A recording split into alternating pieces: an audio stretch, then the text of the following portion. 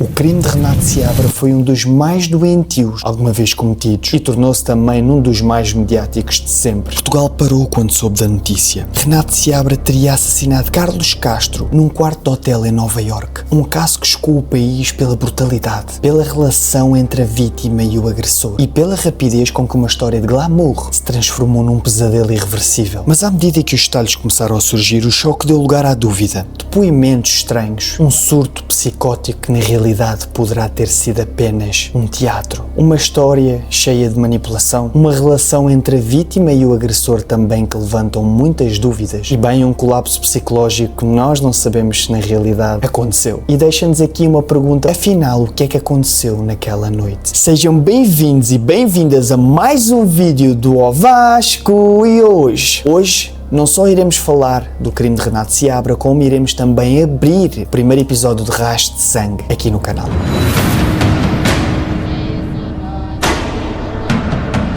Hoje iremos falar de um dos crimes mais marcantes que aconteceu, não em Portugal, foi nos Estados Unidos da América, mas foi cometido por um português e eles apenas estavam a viajar para a América para aproveitar a altura das festividades. Existem claramente ainda muitas perguntas sobre este caso, muitas dúvidas. Onde é que está Renato Seabra neste momento? Quando é que ele vai ser libertado? E como eu disse na minha intro, realmente, qual é que é a versão mais aceita? Renato Seabra teve realmente um colapso mental, um surto psicótico, ou ele estava só apenas a fingir que estava a ter um surto psicótico para não ir preso? E é isso que nós vamos discutir. Vamos analisar o caso todo também com outros olhos, porque como eu disse na minha própria intro, hoje o Vasco está aqui, mas hoje abrimos realmente o podcast Rastro de Sangue, que eu já queria fazer há muito tempo, e realmente tu perguntas, mas qual é a diferença entre os casos que tu costumas realmente relatar e este podcast do Rastro de Sangue? Bem, isto abre aqui algumas possibilidades, nomeadamente de ir também para o Spotify, mas há outra questão também, é realmente fazer aqui uma análise maior sobre o caso, ir também a questões que se calhar nós não costumamos discutir num vídeo normal, dar um bocadinho mais a nossa opinião aos casos que eu veja que faça sentido dar opinião, porque há uns casos que se calhar não faz muito sentido e são muito sensíveis. Este caso é realmente muito sensível, mas nós podemos também aqui analisar mais a questão psicológica de Renato Seabra e isso é muito importante para entendermos e traçarmos a linha de Renato Seabra conhecer Carlos Castro até que tenha cometido realmente o crime. Então, meus caros seguidores, espero que vocês estejam bem. Hoje iremos estrear o episódio número 1 de Rastro de Sangue com este caso realmente muito sangrento e muito violento. Antes de começarmos, que estamos quase a começar, peço só que subscrevam o canal. Obviamente, se gostarem deste tipo de conteúdo, estamos quase a chegar aos 10 mil seguidores, estamos mesmo quase, no qual iremos falar do caso Casa Pia. O likezinho também ajuda imenso e agora os pontos hype que são muito importantes para o desenvolvimento de um canal e do nosso canal que também está a crescer cada vez mais e ajuda a estar lá no top 100. Temos estado a conseguir semanalmente, a semana passada não conseguimos, mas estamos lá muitas vezes a chegar a lugares incríveis, não é? Para um canal que nem chegou aos 10 mil seguidores e chegar a um top 4 como já chegou. E isso é meramente por vossa causa, por vocês depois de comentarem o vídeo, irem colocar lá também os pontinhos hype. Agora, sem mais demoras, que eu não quero também perder muito tempo, apesar disto ser um formato mais descontraído, não é? Falarmos do caso, mas vamos lá começar, sem mais demoras. Acho muito importante, antes de compreendermos o que é que aconteceu naquela noite, fazermos uma pergunta que tem que ser colocada logo desde o início. E confiem que não é para julgar ninguém, mas para nós orientarmos também a nossa análise. E a pergunta é, o que é que levou Carlos Castro a aproximar-se de Renato Seabra?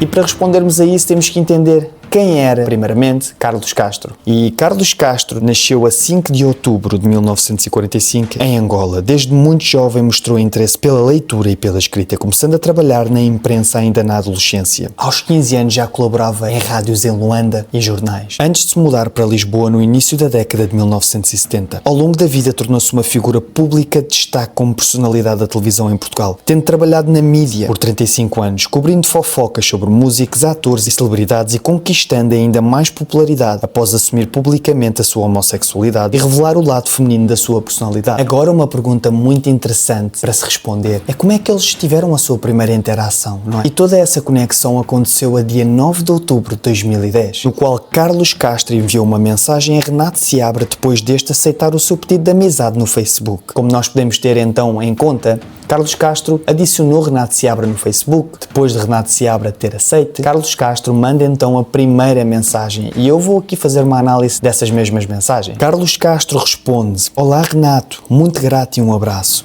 Renato Seabra responde a seguir: Olá, foi com muito gosto que aceitei, abraço. Depois disso, Carlos Castro ainda diz: Olá Renato, já sabes, vai falando, abraços. Renato Seabra, dia 10 de outubro, manda-lhe uma mensagem: Olá, gostava de falar consigo em relação ao mundo da moda, que é novo para mim. Sendo uma pessoa com mais experiência, quais são as dicas que me dá para poder vir a crescer neste mundo? Carlos Castro responde: Vou ao Porto, ao Portugal Fashion. Estás por perto? Acho-te giro e és altíssimo. Falamos se quiseres. Dia 11 de outubro, Renato Seabra responde: Eu fui ao casting para o Portugal Fashion, mas acho que não fiquei. Gostava muito de falar consigo, mas não sei se vou ter hipóteses de ir. Obrigado pelos elogios, mas também não sou assim tão alto. Tenho 1,86 m. Agora, neste momento, pela minha própria análise, temos aqui uma interrupçãozinha, que foi realmente depois desta mensagem, pelo que eu entendo, pela questão temporal, que a mensagem foi enviada dia 11 de outubro, a que eu acabei de ler, e depois logo a seguir foi o Portugal Fashion.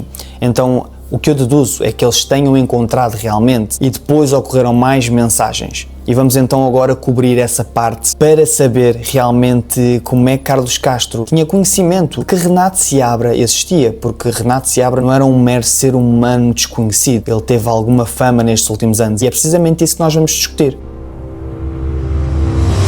Renato Seabra nasceu em Cantanhede, Portugal, por volta de 1990. Estudou Ciências do Desporto em Coimbra e jogou basquetebol na Universidade de Coimbra. Tornou-se conhecido ao público português em 2009 ao participar em programas da SIC. Liderou a equipa Fãs da Banheira no concurso Salve-se Quem Puder e ganhou maior visibilidade ao ficar entre os 3 finalistas do concurso de modelos à procura do sonho, que procurava novos talentos para a moda portuguesa. À época tinha 20 anos e descrevia-se como uma pessoa tímida e religiosa. Então foi precisamente nesse Portugal Fashion que eles se encontraram, tiveram contacto sim um com o outro, nomeadamente aconteceu um beijo. Eu sei que esta parte é chata estar a falar, mas é para nós também traçarmos mentalmente o que terá acontecido, até porque há um momento nessa altura do beijo que Renato Seabra fala de alguma coisa, mas isto já é em depoimentos mais à frente que nós iremos também discutir. Depois do Portugal Fashion, a 15 de outubro, Carlos Castro manda uma mensagem: Querido, hoje sábado aqui estou ainda no hotel.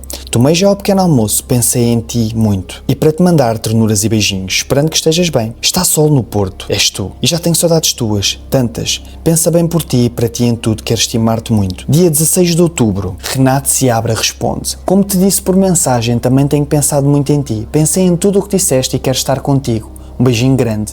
Dia 20 de outubro, Carlos Castro manda: Eu penso tanto em ti, querido. E bem, agora a partir deste momento, a ação não vai parar. As coisas que vão acontecer são muito rápidas até realmente ao rastro de sangue. Rastro de sangue, nome do podcast neste momento, mas principalmente ao rastro de sangue que Renato Seabra criou. Durante o namoro, segundo os relatos de testemunhas, Renato Seabra ainda não trabalhava como modelo quando aceitou encontrar-se com Carlos Castro, embora já tivesse assinado um contrato com a agência Face Models, depois de entrar no programa À Procura do Sonho na SIC. Os encontros entre eles os dois começaram realmente a aumentar bastante. Os dois vão juntos a Madrid e a Londres. Renato regressa à casa com prendas e mostra fotografias amadoras, alegadamente de trabalhos para justificar transferências bancárias a mais alta de 1.100 euros. Carlos Castro promete-lhe na altura levá-lo a Nova Iorque dia 1 de dezembro na Gala dos Travestis. Diz ao microfone inclusive nesse mesmo dia: Encontrei finalmente a minha alma gêmea, referindo-se claramente a Renato Seabra. Chegou então ao dia em que ambos, Renato e Carlos, viajam para Nova Iorque. Viajaram para assistir a alguns espetáculos da Broadway e passar o ano novo na Times Square. Um amigo que os acompanhava na viagem, o editor do jornal Luís Pires, afirmou numa entrevista posterior: houve algum atrito entre os dois homens no final da viagem. Será que foi esse atrito que terá dado origem ao crime violento que Renato iria cometer? É precisamente dessa informação que vamos discutir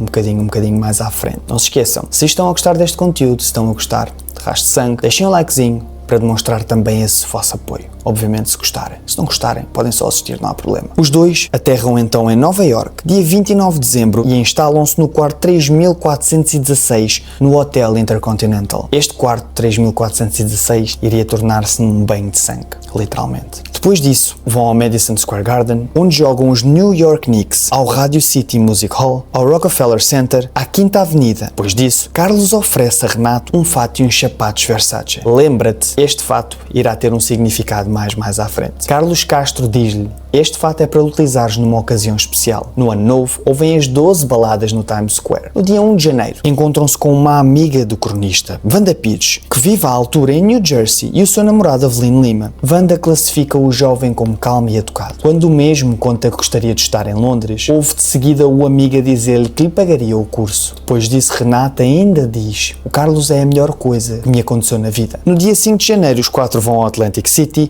Wanda e Carlos põem a conversa em dia. Renato fica convencido que os dois falam em código, que se referem a ele quando brincam sobre pagar para ter sexo. Já passaram alguns dias desde a última vez que teve relações. Renato começa a achar o ato nojento. Desculpem lá se estiverem a ouvir vento, mas realmente é o dia da tempestade, é sexta-feira.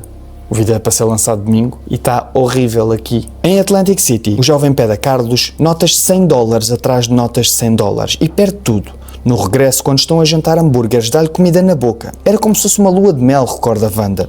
Os 4 marcam a jantar para o dia seguinte no Polino's, a pizzaria preferida do cronista. Não sei se disse bem, mas desculpem se não disse. Na manhã seguinte, o Renato está no ginásio às 5 da manhã, até mais cedo do que o habitual. Numa conversa telemóvel com a mãe, Odília conta ter dormido mal. No final do dia, Wanda chega ao lobby do hotel e encontra um amigo sozinho. E Carlos Castro desconfiava que Renato tinha sido encontrar com umas raparigas. No carro, Renato pergunta-lhe: viste o chocolate que deixei desembrulhado com amor? Mas o cronista corta ríspido: cala-te, não quero falar contigo. No Polino's, Renato pede vinho. Wanda e Avelino nunca o viram tão contente. Pelo menos 3 vezes levanta-se e faz um brinde. E passa a citar: vamos celebrar. Quando Carlos vai à casa de banho, Wanda pergunta-lhe: o que é que fizeste? Renato sorri, mas não responde. No elevador do hotel, Renato aproxima-se de Carlos Castro, mas Carlos Castro afasta-o. No dia a seguir não trocam palavras durante o pequeno almoço, inclusive o cronista levanta-se enquanto Renato se abre, ainda está a beber leite. O jovem depois disso segue-o até ao quarto, pede $100 e sai do hotel. De seguida, Carlos Castro telefona à Wanda e diz que discutiram a noite toda.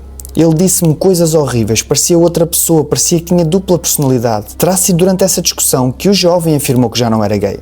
Carlos conta que antecipou as viagens para regressar a Portugal, isto dentro de 2 dias, no qual Wanda pergunta-lhe porque é que não o metes num avião sozinho. Mas Carlos tranquiliza e diz: quando chegarmos a Lisboa, cada um segue o seu caminho. E chegamos realmente ao dia do crime, a 7 de janeiro de 2011. Às 12h41, a empregada de limpeza abre a porta do quarto e encontra Carlos Castro ainda vestido de pijama junto à janela. Antes de se ir embora, pergunta se está tudo bem, do qual a resposta é sim. 1 minuto depois, entra Renato e Carlos de seguida liga a Odília, que é a mãe do Renato, e passa diretamente o telemóvel ao filho, que diz: mãe, eu não posso falar, tenho de desligar. Odília telefona de volta, mas já só ouve o filho a dizer: não atendas que é a minha mãe e ela não quer falar contigo. Carlos diz que vai ligar a Wanda. Renato tenta impedi-lo a ele e dá-lhe um estalo. O jovem agarra-o no pescoço por trás e atira-o ao chão, do qual ouve Carlos Castro a dizer as suas últimas palavras: partiste-me o braço. E a partir daí, Carlos Castro perde a consciência. E a partir daqui, a acusação defende que Renato reage influenciado pela raiva e frustração causadas pelo fim do namoro. A defesa argumenta que está dominado por um episódio maníaco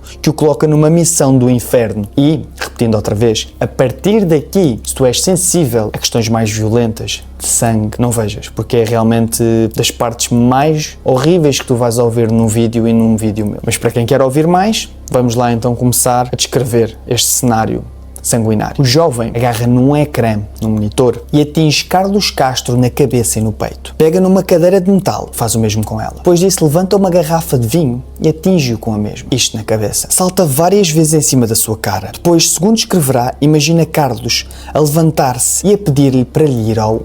E por causa disso receia não conseguir que o vírus da homossexualidade se espalhe. Isto, como tu podes entender, é a defesa de Renato Seabra em relação ao caso. Então a veracidade disto tudo é o que nós também vamos debater mais no final do vídeo, que é a nossa análise que iremos fazer, obviamente. E isto ainda não acabou por aqui, ainda não chegamos ao pior. Depois disso, Renato Seabra olha para o homem no chão, vermelho-negro, e percebe que ele ainda respira. Ouve o ofegar daquele ser contorcido e acredita que é o diabo. E pergunta-se a ele mesmo como é que ele ainda está vivo. Renato diz que pensa que ele se ia levantar e atacá-lo. Então troca de sapatilhas e salta uma, outra e outra vez sobre a cara de Castro e despe-o. Agarra num saca-rolhas e corta-lhe os lábios e uma orelha. Depois disso, rasga-lhe o escroto repetidas vezes. Carlos Castro está vivo quando ele o arrasta pelo chão, espalhando sangue até à janela. Com as mãos retira os testículos. No mesmo depoimento contará que as vozes que o guiam nesta missão ordenam-lhe que corte os pulsos para se salvar, e depois ainda lhe dizem para colocar os testículos na boca, nos pulsos e absorver o seu poder como um talismã. E sim, isto é provavelmente um depoimento louco, provavelmente dos mais loucos que eu já ouvi que a acontecerem em Portugal. Existe um caso também em que existe a referência ao diabo, e é realmente o de Tojó. Vocês podem ver, aqui eu vou colocar aqui, provavelmente no final também tem duas partes. É um vídeo que não foi muito visto, já o fiz há algum tempo, mas vejam e deem uma olhadela, mesmo que depois vejam no fim, eu vou deixar o videozinho no fim e até está aqui no link abaixo na descrição deste mesmo vídeo. Após o ataque, Renato fecha as cortinas, arranca o fio do telefone e retira a bateria do telemóvel de Carlos Castro, cobre o corpo com um edredão, toma duche, põe gel no cabelo e veste o fato Versace. Lembras-te? Depois disso tira 1.647 euros da carteira de Carlos, agarra no passaporte e na carteira. Uma pasta azul com o itinerário das novas viagens fica vazia em cima da cama, junto aos cartões de crédito e umas cuecas com elástico em padrão tigresse. Antes de sair do quarto, guarda no bolso o seu porta-chaves com as palavras Mr. Perfect. Na porta coloca o sinal do Not Disturb. Depois disso, desce no elevador às 18h21. Cruza-se com um homem e uma criança. No hall, encontra a Wanda e a filha. Renato diz-lhes: Carlos não sai mais do quarto. Junto à Penn Station, entra num táxi e pede: leve-me a um bom hospital. Minutos depois, pergunta ao motorista onde é que Nova Iorque guarda o seu lixo e solicita-lhe que sintonize a rádio numa estação de notícias. A defesa diz que o jovem procurava mensagens ocultas. A acusação acredita que tentava mudar para o plano B, o de insanidade. Ainda estava a pensar se tinha tempo para voltar atrás e livrar-se do corpo. No Hospital Roosevelt é levado de imediato para a observação. Às 10h10, o taxista ouve na rádio a descrição de Renato e liga para o 911. Por essa altura, uma multidão começa a chegar ao quarto 3416. Primeiro a segurança, depois a polícia e os bombeiros. E ainda nessa noite, a procuradora Maxine Rosenthal. São tiradas fotografias do quarto, feitas análises de ADN, entrevistadas testemunhas. No hospital, Renato confessa o crime. Já todos na altura sabiam quem e como Renato matou Carlos Castro. O grande mistério é o que é que se passou na cabeça do jovem. São contratados especialistas, 2 pela defesa, 1 pela acusação, que durante horas acabam por interrogar Renato. Fazem-lhe centenas de perguntas, sujeitam-no a uma dezena de testes e concluem mais tarde que diz a verdade. Nas semanas seguintes, os médicos dos hospitais Roosevelt e Bellevue e da prisão Rikers Island medicam-no à força. Apesar disso, veem-no com um comportamento estranho, a fazer flexões, despido e algemado à cama, a pedir a enfermeiras que se deitem com ele ou que o tratem por aba-caba. Assina Jesus na lista da biblioteca e surge vestido de cuecas e com um lençol ao pescoço como se fosse um super-herói. Os especialistas da defesa diagnosticaram-lhe desordem bipolar agravada por um episódio maníaco. Os psicólogos da acusação encontram uma desordem de personalidade não especificada, mas há que ter atenção que perturbações mentais não o tornam inimputável. Segundo a lei americana, é preciso provar que ele não sabia que os seus atos estavam errados. Quando o julgamento começa finalmente a 5 de outubro desse mesmo ano, torna-se uma batalha de especialistas, segundo a procuradora. Os 3 homens são questionados em depoimentos que chegam a durar mais de 4 dias sobre o que se passou na mente de Renato. No início do julgamento, David Tugger aproveita cada oportunidade para influenciar o júri. Numa conversa com jornalistas, chega a dizer que Renato pôs na boca os testículos Carlos Castro. E a descrição, inclusive, surge nas páginas do tabloide do The New York Post, mas nos últimos dias as suas palavras perdem vigor. Encostado a uma parede, confessa sentir-se numa história interminável. 8 semanas depois, tanto defesa como acusação apresentam as alegações finais. Ambas apelam ao senso comum do júri. Rosenthal garante que a atuação do jovem é digna de um Oscar. Tugger encena o crime ruidosamente e pede aos 12 americanos do júri que imaginem um jovem que todos descrevem como calmo e educado, em pé no meio do quarto, com os braços esticados e os testículos sangrentos de Carlos Castro nas mãos. O júri reúne. Em dezembro de 2012, um tribunal de Nova Iorque condenou Renato Seabra a uma pena de 25 anos até prisão perpétua. Isto por homicídio em segundo grau. A decisão implica o cumprimento da pena em território norte-americano, apesar de pedidos para que fosse transferido para Portugal. Em janeiro de 2013, Seabra recebe o seu número de identificação e foi preso no Centro Correcional Clinton, em Dannemora, Nova Iorque. Para terem noção, só apenas em setembro de 2035 é que Renato irá ter a sua primeira audiência para saber se lhe será concedido um regime de liberdade condicional. Em março de 2036 poderá conseguir a tão desejada liberdade condicional que lhe permitirá, se acontecer, o regresso ao seu país. Na altura, o Renato terá 46 anos. Agora que vocês já sabem onde é que Renato está, sabem as condições então que ele tem que ter para realmente ser liberto em 2036, que realmente o tribunal pode simplesmente recusar e ele fica lá mais tempo. Não se esqueçam, é até prisão perpétua. E agora eu quero também que tenham a noção de como é que Renato está a viver neste momento. A vida de Renato dentro da prisão é limitada a 23 horas dentro de uma cela e 1 hora por dia no recreio. O antigo modelo desempenha a função de sacristão na missa e procura manter um comportamento positivo dentro da prisão. Contudo, de acordo com a mesma fonte, Renato Seabra, que alegadamente já sofreu alguns surtos psicóticos, foi várias vezes obrigado a dirigir-se para a enfermaria do estabelecimento prisional. E eu sei que já discutimos a parte mais importante,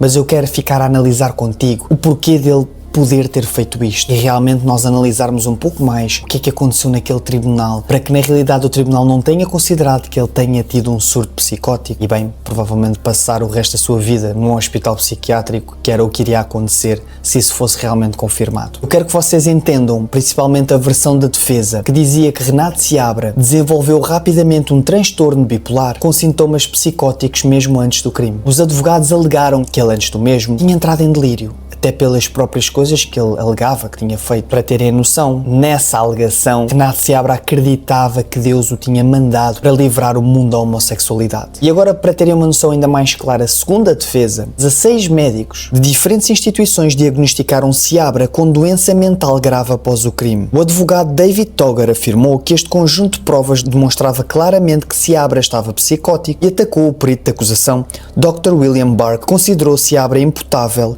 e admitiu a possibilidade de simulação de sintomas. Porque no meio do tribunal era esta realmente a discussão. Simulação de sintomas ou eram realmente sintomas que Renato Seabra estava a ter? E houve aqui umas questões que os levaram realmente a não ter dúvidas nenhumas e é isto que eu quero discutir contigo. Opiniões à parte, simplesmente o que eles acabaram por aferir em tribunal. A promotora Maxine Rosenthal recusou completamente esta defesa, mesmo. Afirmou que não existia qualquer prova de que Seabra não soubesse distinguir o certo do errado e isso era muito importante para eles entenderem. Defendeu que o crime ocorreu após Carlos Castro terminar a relação e alterar as passagens para regressar mais cedo a Portugal. E isto aqui foi um argumento muito importante para eles verem que havia uma sanidade e que havia uma consciência e uma razão para ele cometer o crime. Tinha que se encontrar realmente essa razão e a razão foi que Carlos Castro tinha terminado com ele. Ou seja, segundo a promotora, aquilo era uma justificação e um desespero por parte de Renato por ficar sem os luxos e sem a vida que ele estava a ter na altura e até para a prospeção que ele ambicionava tanto ter. Algo que também não foi apenas só por mera suposição, foi também pelo comportamento de Renato Seabra. Ele logo após o crime tentou limpar o quarto, tomou banho, vestiu-se, recolheu documentos e dinheiro, colocou o aviso de não perturbe na porta e tentou fugir. Isto, para o tribunal, são claros sinais de lucidez, intenção e controle, incompatíveis com um delírio psicótico. A parte da acusação ainda argumentou, e isto também é muito importante, que as imagens de vídeo de Seabra, gravadas nas áreas públicas do hotel no dia anterior ao assassinato e nas horas seguintes, não mostravam sinais de comportamento delirante ou maníaco, e que os relatos de Pires e do taxista do réu também não forneciam tais evidências. Rosenthal afirmou que comentários como a observação de Pires de que Seabra parecia atordoado quando o encontrou no hotel faziam sentido, visto que ele acabara de matar Castro e não constituíam conclusões sobre a saúde psicológica. Outra questão também interessante de nós realmente abordarmos era a orientação sexual de Renato Seabra. O técnico arrolado pela defesa do jovem acusado do homicídio de Carlos Castro relatou as conversas que teve alguns dias depois do crime. Afirmou que Seabra lhe disse ter sido abusado sexualmente aos 8 anos e que manteve relações homossexuais com os primos que tinha entre os 16 e os 18 anos. Nessa altura, já o modelo tinha experimentado relações com mulheres e, segundo o psicólogo citado pela TVI 24, Seabra na realidade era bissexual. E agora, fechando com o ponto-chave e mais importante, diria eu, a relação com Carlos Castro, no entanto, foi assumida pelo modelo como um caso de interesse. A testemunha contou em tribunal que Renato Seabra lhe relatou o primeiro encontro com o cronista no Porto, afirmando que este o convidou para subir ao quarto do hotel para lhe mostrar o seu livro e que depois o beijou. Nesta altura, Renato ainda disse ao psicólogo, e passo a citar: "Não vou dizer nada, pois esta é a minha chance de chegar mais longe na moda." A mãe de Seabra ainda contestou que os homens fossem amantes, de acordo com depoimentos no julgamento. Seabra disse aos médicos que se considerava heterossexual, mas que aceitou o relacionamento porque acreditava que poderia ajudá-lo até que a situação se tornasse insuportável. E de facto, este caso está rodeado de fontes, muita informação. Este caso poderia durar horas e horas a relatá-lo, mas eu tenho que encontrar aqui um balanço em que vocês não acham realmente muito aborrecido e também não achem que tem pouca informação. Eu acho que acabei por constatar os factos mais importantes deste caso. E vocês ficaram a entender realmente tudo. Ficaram a entender onde é que está Renato Seabra agora, quando é que ele poderá ser libertado, se é que vai ser libertado. Também entendemos a real razão para Renato Seabra de realmente ter cometido este crime. Agora, claro que na minha própria opinião, ok, de alguém que não é especialista e não entende nada do assunto, apenas uma opinião de um mero ser humano que tem uma consciência, eu acho que Renato estava naquela relação, realmente poderia estar por algum interesse, pelo menos pelo que nós vemos aqui, isso podemos constatar, e que chegou a uma determinada altura que tinha feito um esforço enorme, se calhar era algo, não sei se ele estava a gostar, se não estava a gostar, mas que era algo que ele estava a investir e depois que iria perder realmente tudo. E isso aí ele entrou em desespero e aí de facto ele até pode ter entrado num surto, mas ganhou consciência, até porque de facto os comportamentos dele depois são de uma pessoa racional, apesar de eu achar que há ali um tracinho de inconsciência, na minha própria opinião, porque ele acabou de cometer este crime, vai ao hospital, veste um bom fato e posso entender o que é a acusação disse, o que é que a condenação acabou por aferir, mas também acho um pouco estranho que até dentro desta racionalidade que o tribunal estava a dizer, há uma certa irracionalidade, porque ele acabou de cometer um crime e a primeira coisa que vai fazer é deixar a limpeza a meio, deixa o corpo ali com edredom, depois vai no elevador sem cuidado nenhum, veste um fato que não faz absolutamente sentido vestir um fato, depois disso não tem cuidado nenhum, anda de táxi, fala com o condutor, acaba por ser um comportamento completamente estranho que eu não entendo até hoje como é que ele o teve. É claro que este caso deixa realmente muitas perguntas e é uma pergunta muito simples que se calhar muita gente já colocou e eu vou colocar aqui na internet. Renato cometeu o crime, Renato está a pagar pelo que fez. Claro que nunca se paga realmente porque o que ele fez foi realmente muito grave e muito violento, mas o que é que leva realmente uma pessoa a cometer um crime destes? Ou seja, ele entrou realmente em desespero. Ele não parecia um jovem que iria cometer um crime destes, porque este crime que ele cometeu é digno de um documentário da Netflix em que demonstra que ele é psicopata. Porque o que ele fez é um comportamento de um psicopata. Acho que este caso deveria ser um pouco mais analisado, é a minha própria opinião. Daqui a 10 anos, irá ser mais ou menos quando o Renato irá ser ouvido. Não sei qual é que é a probabilidade dele realmente ter liberdade condicional e vir para Portugal ou não. Espero que vocês tenham gostado. É um caso que eu queria abrir com o podcast Rastro de Sangue e é um caso realmente que demonstra o que é o podcast Rastro de Sangue. Contudo, espero ter tratado ao fim e ao cabo este caso com respeito, como tento tratar todos os outros. Sei que algumas pessoas não gostam que eu fale de certos casos que possam achar que eu estou a desrespeitar, sei lá, alguém, como principalmente dos acidentes que eu já falei, e eu ouvi-vos, obviamente que vos ouço, mas fora isso, eu tento fazer o meu melhor, como sempre, tornar-me em alguém que trata da informação com o maior cuidado e procurar também informação com maior qualidade e ser a mais fidedigna. Obviamente que eu não estou nos quadros do tribunal, eu não tenho acesso à informação, eu apenas vou procurar a fontes que me dizem a informação, fontes mais fidedignas. Espero que tenham a noção disso. Muito obrigado, até à próxima. E qual é que é o caso que eu se calhar já falei, porque o Renato Seabra já tinha falado há muito tempo atrás, mas era um vídeo tão pequenino e com tão pouca informação que eu decidi agarrar nele e realmente procurar a fundo e tornar isto no meu primeiro episódio do podcast Rastro de Sangue. Por isso, digam-me um caso que gostavam que eu falasse com mais pormenor e que seja o episódio 2. Digam-me que eu vou estar atento e o que vocês falarem mais, se vocês realmente escreverem lá em baixo, eu vou usá-lo. Se não, tenho aqui a minha listinha e irei escolher eu mesmo. Um grande abraço e ao Vasco! O que é que vocês acharam do primeiro episódio do Rastro de Sangue?